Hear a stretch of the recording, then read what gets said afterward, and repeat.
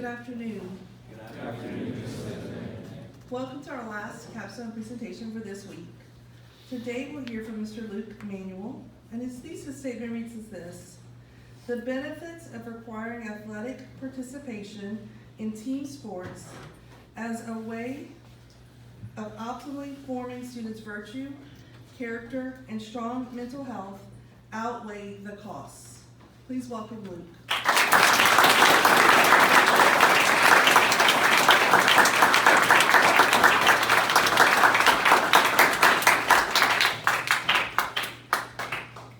A practical approach to having an overall positive effect on most students' formation would be ensuring team sports activity. Cambridge Dictionary defines sport as a game, competition, or activity needing physical effort and skill that is done or played according to a set of rules, as enjoyment or as a job. Sports are commonly strenuous and train the ability to overcome problems. In a team sport, a group of individuals pursue a common goal, develop a relationship with one another, and overcome difficulties together. This effect is that those participating in team sports will grow in character, social skills, and robust mental health.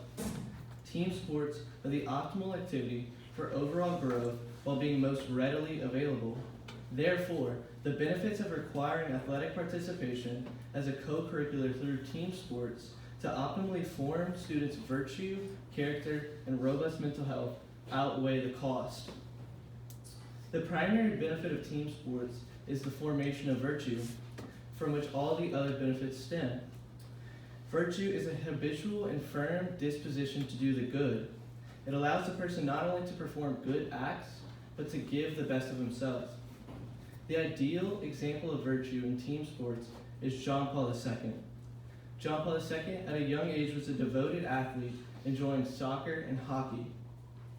He was known to be either practicing his skills as goalkeeper, becoming known as Lolek the goalie, or during the winter playing hockey when the Skawa River would freeze over. John Paul II would volunteer to play for the Jewish teams often because they would not have enough players, and it was recounted later that he always seemed ready to do this. John Paul II's example is the ideal which shows how team sports develop virtue and sportsmanship, which lead to healthy social and personal habits. It is a fitting occasion to give thanks to God for the gift of sport, in which the human person exercises his body, intellect, and will, recognizing these abilities as so many gifts of his Creator. These words from John Paul II reflect how sports connect with human nature, how they complement man's call to be social animals, and how they help form particular virtues. These virtues are ordered toward making the individual stronger, but also able to connect with and bring up those around them. These two important social virtues in team sports are solidarity and loyalty. Solidarity is defined by the United States Conference of Catholic Bishops as the virtue that brings one to seek peace and justice, and ultimately to bring forth charity. Team sports give the students opportunity to see and understand the needs of others, and to build the habit of acting on the benefit of others. Students who practice solidarity will seek man's best interest and aim to provide for the needs of those around him. I've experienced solidarity primarily through my experience competing in soccer. This manifested itself as one game where we were winning by a large margin, and there was definitely tension on both sides. On the field, we were all equal, losing or winning, and so I made an effort to be kind and consoling to the others on the opposing team.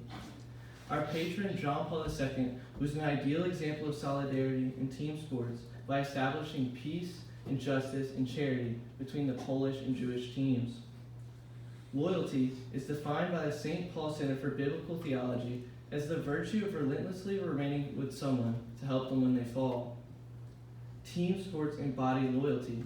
There is always a comrade who needs a helping hand, and failure in athletics is a guarantee. Team sports offer the opportunity to reach out to a teammate who experiences such failure. This teaches one to act in loyalty and to receive it, which can be a humbling experience. In my experience, I most felt loyalty on the football field. There were men around you to help you correct your mistakes, and there were two really big touchdowns that I allowed, and both times the coaches as well as my teammates immediately came to help me get back on my feet and correct my mistakes. John Paul II showed loyalty by remaining with his Jewish teammates even though he could have left at any time. If the youth can grow in these virtues, they will be able to act with and to others in a way conducive to unity and the common good. Team sports also allow self-growth, which complement these social virtues. The self-growth happens through asceticism. Asceticism comes from the Greek word askesis, which means practice, bodily exercise, and especially athletic training. The early Christians adopted it to signify the practice of the spiritual things, or spiritual exercises performed to acquire habits of virtue. Asceticism is self-denial ordered toward improving one's virtue. The aim of asceticism is breaking down oneself. This can mean physical, mental, and spiritual. In team sports, one is physically pushing his physical capabilities to serve toward a common goal with the team. The one participating in a team sport sacrifices immediate comfort for the team's sake. This inherently teaches an ascetical habit. One who participates in team sports is inherently taught to put the needs of his team over his own immediate needs. This leads to a sacrificial habit of self-denial for the sake of others. Spiritually, we are practicing giving to something outside of ourselves, and so those who participate in team sports can build a habit of sacrifice in prayer and relationships. The basis of asceticism is the formation of the cardinal virtues along with humility. St. Thomas Aquinas best defines the virtue of humility. The virtue of humility, he says, consists in keeping oneself within one's bounds, not reaching out to things above one, but submitting to one's superior. Regarding team sports, humility is accepting that one cannot be successful alone, and that a student will have strengths and weaknesses. In soccer, Mr. Gray instilled in us that the strength of the pack is the wolf, and the strength of the wolf is the pack. All of us have individual responsibilities, and yet without each other, we lack the strength to do them. This practice began a genuine development of humility, especially to rely on others, not only on the field, but in day-to-day affairs. Prudence is defined as an intellectual habit, enabling us to see in any given juncture of human affairs what is virtuous and what is not, and how to come at the one and avoid the other. For a student athlete, this especially means balancing one's responsibilities and time spent. Prudence allows an individual to order how he spends his time rightly, as well as making right decisions. And an athlete must be prudent in many things. Not only must an athlete efficiently manage time, but the athlete must also consider proper exercise, diet, and conduct. I most strongly developed prudence by being a part of the football team, making the right decisions and spending time wisely so that one can be freely committed was a very important aspect of team culture. I had to be considerate of the time I was spending, as well as being on top of assignments which would take away from my commitment. John Paul II was surely prudent since he spent much time training, showing his dedication to the sport. Temperance is a habit of self-control. This is similar to prudence and very connected, but does not involve decision-making. Temperance has more to do with moderation. This looks like proper dieting, sleep, and conduct in sports. Temperance was a core struggle in my experience in team sports. Through participation, I recognized an emotional and excessive criticalness of myself. The habit of temperance was necessary for John Paul II as a goalkeeper, an ideal of temperance by example of his position.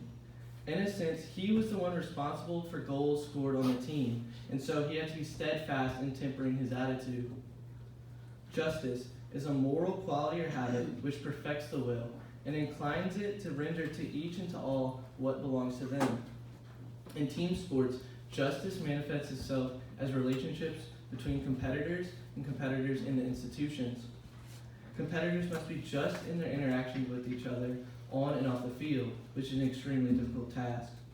Competitors must also obey the authority and justly obey the rules of the authority. Stepping outside of this authority is an act of injustice. So, team sports are an opportunity to act justly toward others. Everyone on the field is an equal, growing and forming their virtue. Everyone on the field is owed respect. John Paul II lived this out by giving the Jewish players what they were due. respect, as well as a fair chance. Fortitude is the final but not least of the cardinal virtues. Fortitude is the moral virtue that ensures firmness in difficulties and constancy in the pursuit of the good. Every person in life will encounter struggles. Regardless of the gravity of these struggles, fortitude is the primary virtue that helps act toward facing the struggle. An athlete will surely face difficulty and therefore have an opportunity to grow in fortitude. In team sports, every athlete is learning to act toward resolving their struggle. Every individual athlete must be driven to overcome adversity along with the team. In my own experience, there were often obstacles like being in my own head, but there were certain players I was afraid to compete against. I had to train my fortitude because I very well could have given up and wasted this opportunity to grow. John Paul II certainly needed fortitude to do what he did for the Jewish teams, to leave his fellow countrymen and play with who they considered as other. His fortitude was key to fulfilling the ideal of virtue which team sports have to offer. The cardinal virtues, which are a part of team sports, along with humility, all make up the ascetical aspect of team sports. The habit of self-denial and self-sacrifice team sports contribute to the social aspect due to the ascetical habit allows the athlete to more freely contribute to the team. This translates to real life in prayer, but also in friendships and family. Why do the benefits of participation outweigh the cost? There are two significant costs of requiring team sports. These are the cost of time and the risk of injury. Regarding the cost of time, the benefit of prudence developed in team sports directly mitigates this cost. A prudent athlete will know what other activities are beneficial to him or in what is a waste of time. This means that requiring team sports does not imply that an athlete must choose team sports over other activities, since they will still be available. A very significant example of this is how a prudent athlete or artist can participate in both activities. Due to the benefit of sports and the low risk of injuries, the benefits outweigh the cost. In 2015 to 2019, athletic trainers reported 15,000 injuries during 6.7 million athletic exposures, with an overall injury rate of 2.29 injuries per 1,000 athletic exposures. This data is weighted to reflect national estimates showing 5.2 million injuries occurring nationally. Of all injuries, 39.2% resulted in a time loss of less than 1 week, and 34% of those injured were out for 1 to 3 weeks. Only 7% of injuries resulted in athletes not being able to participate in their sport for more than 3 weeks. In light of these statistics, it's shown that there's a low rate of injury and therefore a low risk of injury. The injuries for the most part are not serious enough to spend extended amounts of time without at least being able to participate in team sports. Due to the benefit of participation in team sports outweighing the cost, we all have a valid opportunity to strive to be like John Paul II. Team sports are meant for everyone. What I mean by this is that the benefit of sports is not found in the success of the athlete. The benefit of team sports is found in the formation of every student who participates in athletics. Through team sports, we can take the steps closer to be like a man after God's heart, whose virtue and self-sacrifice for others was shown through active participation in team sports. Thank you.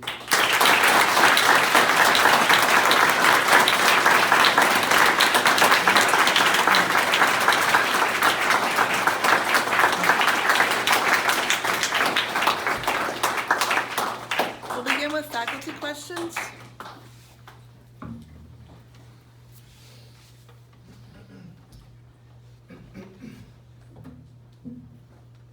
Mr. Paoletti.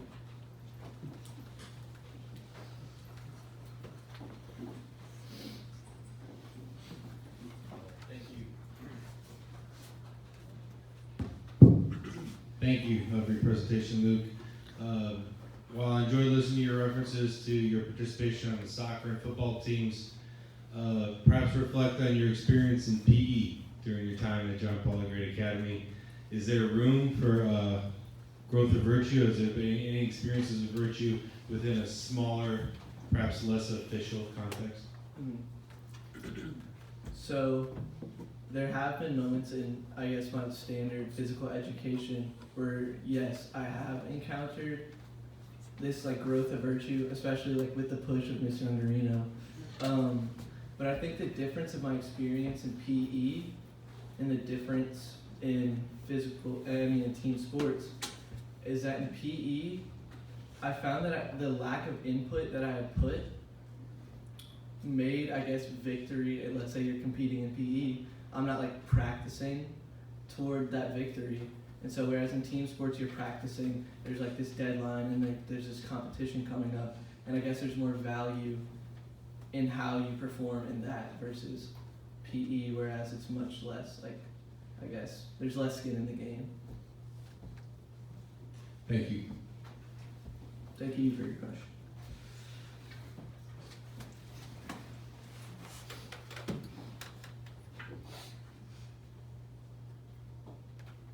Mr. Alvarado.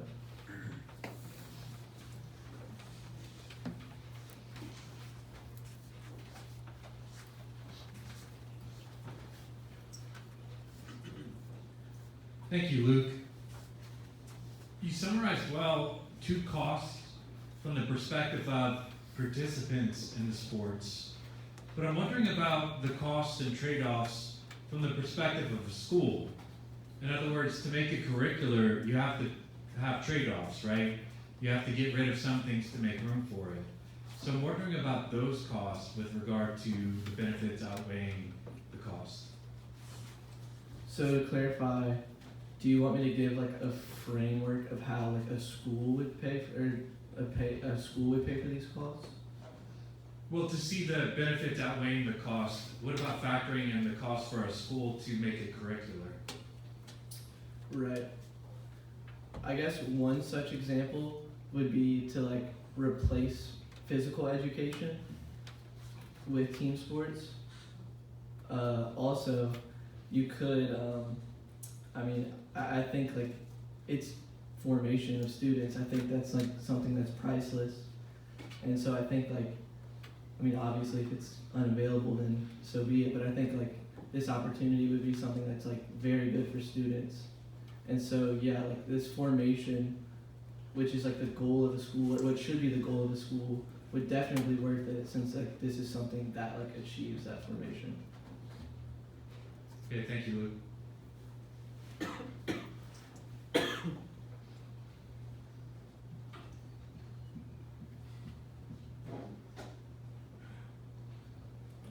Deacon.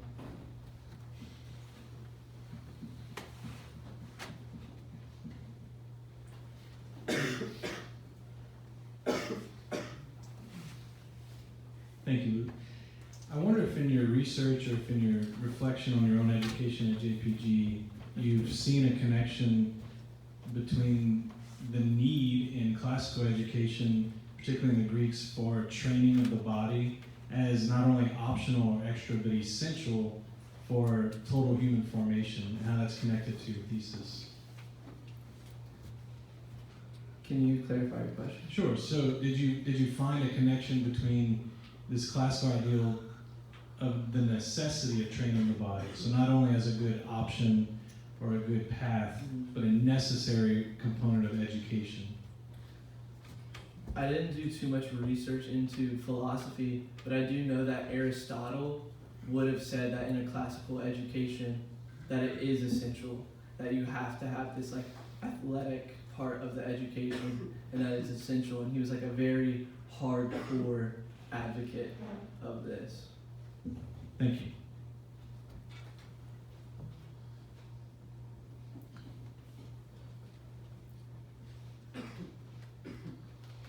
Mr. Ungarino.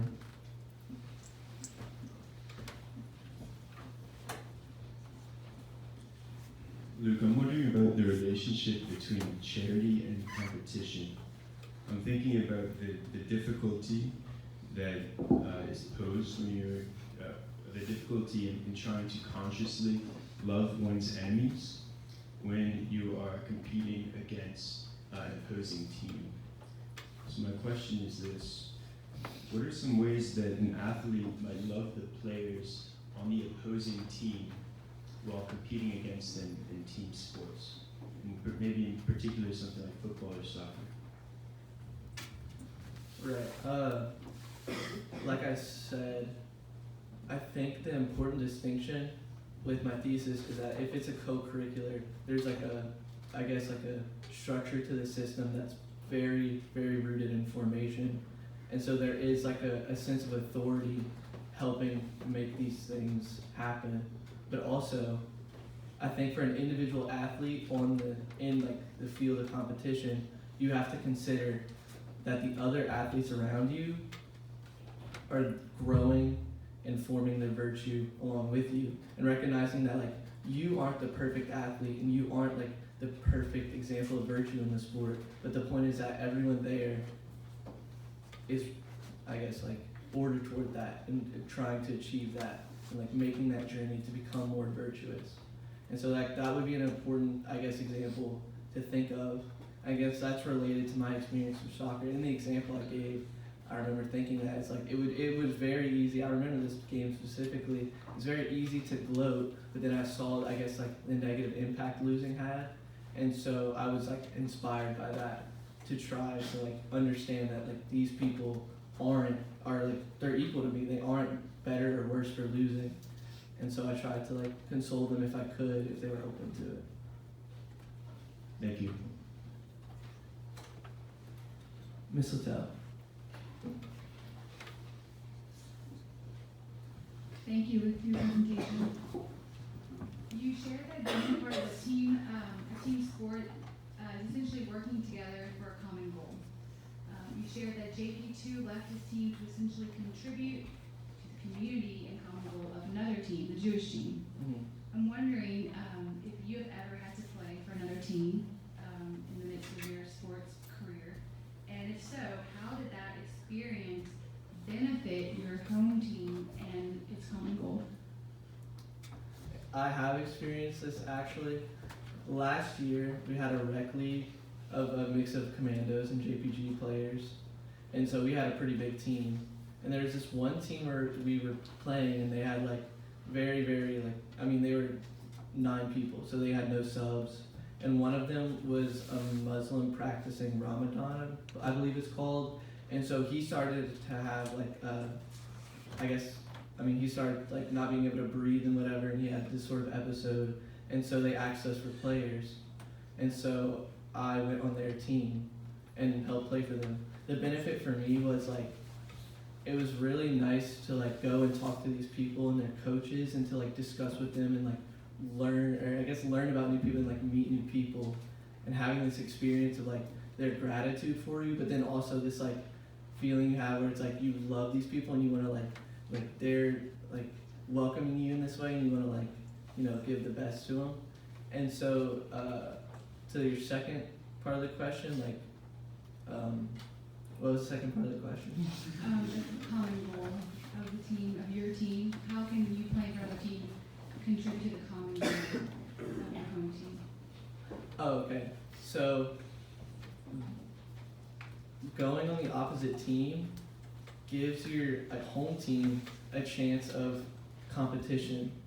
And so if the competition, let's say, is impaired, right, in my example, the player was out, that, I guess, situation has a decline in the competition or whatever. And so by you participating for the other team, you're giving your home team an increased opportunity to strive for virtue.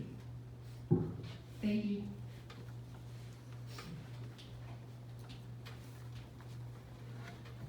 Any senior questions?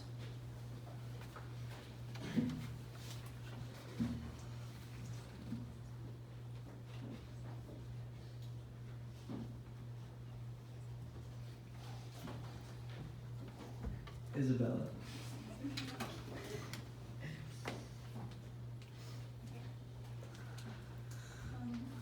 In your research, did you find that the goal that you went into a sport with involved the cultivation of virtue? I didn't do research into that, but I can say from experience, I've been in like many different, I guess, like situations of team sports. I think that largely has to do with the authority. I think the authority, since it's like a co-curricular, there will be this authority, but there's always like a coach. I guess the coaching is very significant in the direction that takes. Thank you.